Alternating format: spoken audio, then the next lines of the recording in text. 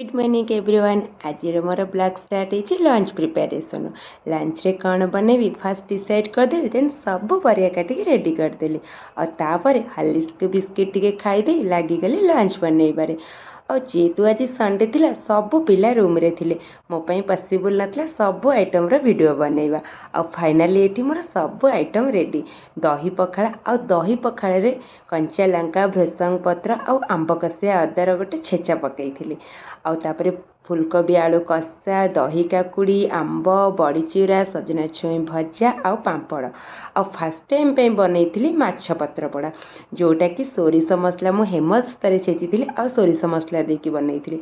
बहुत ही बढ़िया टेस्ट होता। आउ ए पागरे आउ कौन दरकार मो ए पखाड़ा कंसा तो हो गले गला। आईटा खाई सारा पर मत तो कौन देखा जाउथिबा आपण माने तो सियोर जानी पारथिबे, जानी पारुनांती। आउ कौन मो बेड मते देखा जाउथिला।